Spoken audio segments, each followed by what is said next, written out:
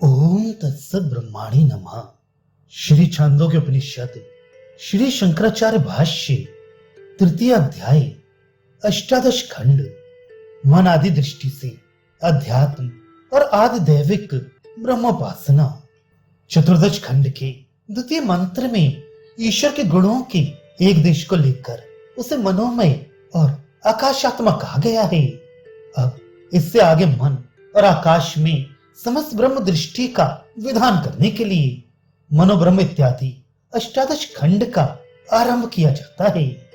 मन ब्रह्म है, इस प्रकार उपासना करे, यह अध्यात्म दृष्टि है, तथा आकाश ब्रह्म है, यह आदिदैवत दृष्टि है। इस प्रकार अध्यात्म और आदिदैवत दोनों का उपदेश किया गया। मन जिसे प्राणी मनन करता है, उस अंतःकरण को मन कहते हैं। वह पर ब्रह्म है, ऐसी उपासना करे। यह आत्म विषयक दर्शन अध्यात्म है।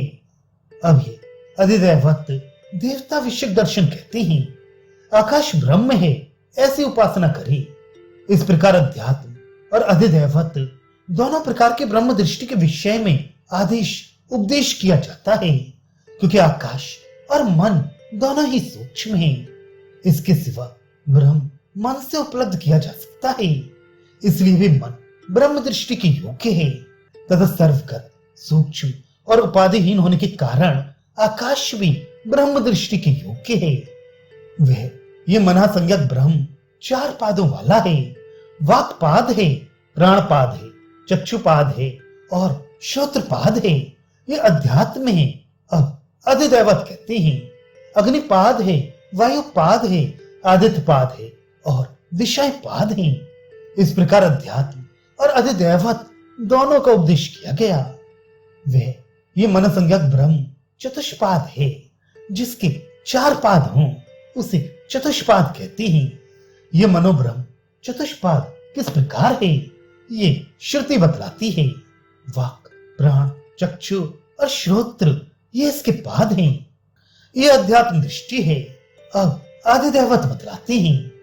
आकाश संज्ञक ब्रह्म के अग्नि, वायु, आदित्य और दिशाएं ये पाद हैं।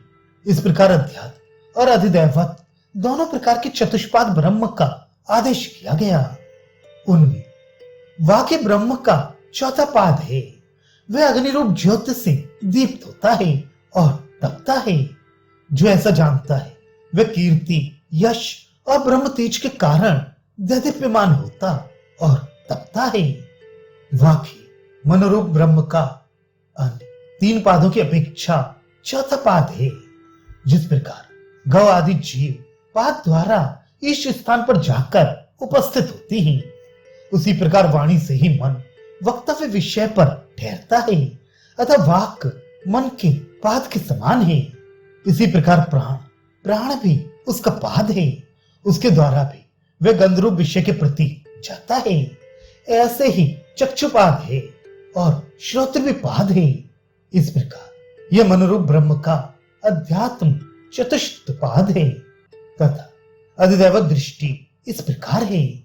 जिस तरह गौ के उदर से पैर जुड़े रहते हैं, उसी प्रकार आकाश रूप ब्रह्म के उदर में अग्नि, वायु, आदित्य और दिशाएं ये दिखाई देती हैं। इसलिए यह अग्नि आदि उस आकाश रूप ब्रह्म के पाद कहे जाते हैं। इस प्रकार अध्यात्म और अधिदैवत दोनों प्रकार के चतुष्पाद ब्रह्म का उपदेश किया जाता है। उनमें वाक्य उस मनोरूप ब्रह्म का चौथा पाद है। वह अग्नि रूप अधिदैवत ज्योति से भासित दीप्त होता और तपता अर्थात संताप यानी उष्णता करता है, अथवा तैल और घृत आदि आग्नि तेजोमय पदार्थों के भक्षण से दीप्त हुई वाक प्रकाशित होती और तपती है, अर्थात बोलने के लिए उत्साह युक्त होती है।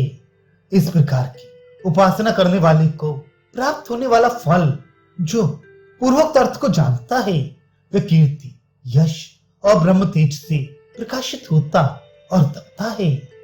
प्राण ही मनोमय ब्रह्म का चौथा पाद है। वह वायु रूप ज्योति से प्रकाशित होता और तपता है। जो इस प्रकार जानता है वह कीर्ति, यश और ब्रह्म तेज से प्रकाशित होता और तपता है। चक्षु ही मनासंगत ब्रह्म का चौथा पाद है। वह आदित्य रूप ज्योति से प्रकाशित होता और तपता है। जो इस प्रकार जानता है वह कीर्ति, यश और ब्रह्म तेज से प्रकाशित होता और तपता है। श्रोत्री मनोरूप ब्रह्म का चौथा पाद है। वह दिशा रूप ज्योति से प्रकाशित होता और तपता है। जो इस प्रकार जानता है वह कीर्ति, यश और ब्रह्म तेज से प्रकाशित होता और तपता है। इसी प्रकार प्राण ही ब्रह्म का चौथा पाद है। वह वायु द्वारा गंध ग्रहण के लिए प्रकाशित होता और तपता है, अर्थात उत्साहित होता है। इसी तरह चक्षु रूप ग्रहण के लिए आदित्य द्वारा और श्रोत्र शब्द ग्रहण के लिए दिशाओं द्वारा उत्साहित होता है। इस प्रकार की उपासना का फल सर्वत्र समान है। जो ऐसा जानता है उसे सर्वत्र ब्रह्म प्राप्ति रूप अदृष्ट फल मिलता है।